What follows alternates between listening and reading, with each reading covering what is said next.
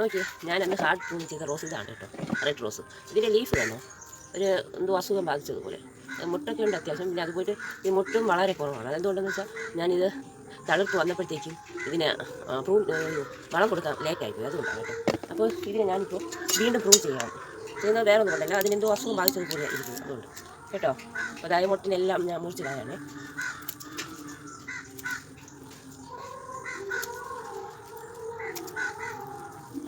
നമ്മൾ ഒരിക്കൽ hard pruning ചെയ്ത് കഴിഞ്ഞാൽ പിന്നെ ഒരു 2-3 പ്രാവശ്യം ഫ്ലവർ വന്ന ശേഷം ഹാർഡ് പ്രൂണിങ് ചെയ്താൽ മതി. പക്ഷേ ഇതിപ്പോൾ എനിക്ക് കേട്ടോ ഇതിൻ്റെ ലീഫ് ചീത്തായി. ഇതാണ് ഇതിൻ്റെ ഫ്ലവർ ഉണ്ടോ, നല്ല ഭംഗിയുള്ള ഫ്ലവർ. അപ്പോൾ ഇത് കംപ്ലീറ്റ് ക്ലീൻ ചെയ്യണം. ഇതുകൊണ്ടാ അസുഖം ബാധിച്ചിരിക്കുകയാണ്. അപ്പോൾ അങ്ങനെ വരുമ്പോൾ നമ്മളിത് ഫുള്ളായിട്ട് ക്ലീൻ ചെയ്ത് കൊടുക്കണം.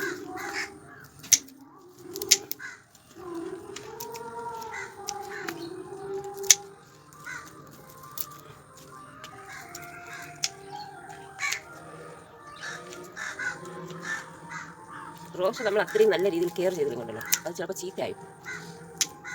ഇതെനിക്ക് ചില ദിവസങ്ങളിൽ ഞാൻ വെള്ളം ഒഴിക്കാൻ മറന്നു പോകും.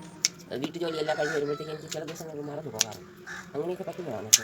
അപ്പോൾ ഇതിന് ശരിയായ രീതിയിലുള്ള വെള്ളം ഒന്നും കിട്ടാതെ പിന്നെ സൺലൈറ്റ് നല്ല സൺലൈറ്റ് ഉള്ളിടത്താണ് ഞാൻ വച്ചിട്ടുള്ളത്.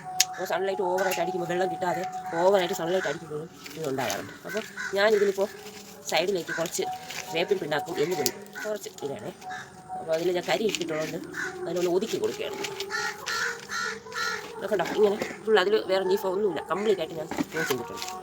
അപ്പോൾ ഞാനിതിലേക്ക് കുറച്ച് എല്ലുപൊടിയും വേപ്പിൻ പിണ്ണാക്കും സൈഡിലാണ്, സെൻറ്ററിലോട്ടിലല്ല, സൈഡിലേക്ക് നമ്മൾ മണ്ണ് ഒതുക്കിയിട്ട് സൈഡിലേക്കാണ് ഇട്ട് കൊടുക്കുന്നത്.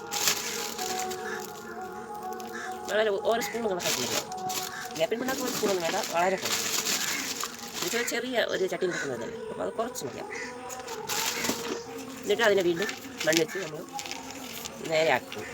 ഇനിയാണ് ഇതോ ഈ മുരടിപ്പ് എന്തുകൊണ്ടാണെന്ന് അറിയില്ല. അപ്പോൾ അതിന് ഞാൻ ചൂടമുളച്ചു അത് ഞാൻ താഴ്ത്തി വെച്ചിട്ടുണ്ട് കാണാൻ കഴിയുന്നു. അപ്പോൾ ചൂടമുളച്ച് വന്നിട്ട് ഇതാ 1 കപ്പ് വെള്ളം എടുത്തിട്ടുണ്ട്. അല്ല 1 കപ്പ് വെള്ളം. അപ്പോൾ അതിലേക്ക്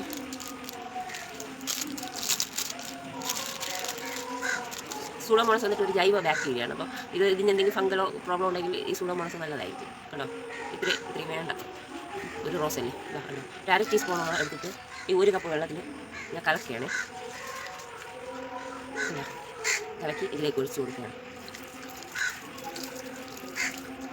ഇത് സൂഡോമോണസ് ഒഴിക്കുന്ന ശ്രദ്ധിക്കേണ്ടത് നമ്മൾ അതിരാവിലെ അല്ലെങ്കിൽ ഇത് ഞാൻ കുറച്ചൊന്നും ലേറ്റായി നിങ്ങൾക്ക് വീഡിയോ കാണിക്കുന്നതിന് എടുത്ത് അതിരാവിലെ അല്ലെങ്കിൽ നമ്മൾ വൈകുന്നേരം സമയങ്ങളിലാണ് ഒഴിക്കാം. ഓക്കെ, അപ്പോൾ ബൈ.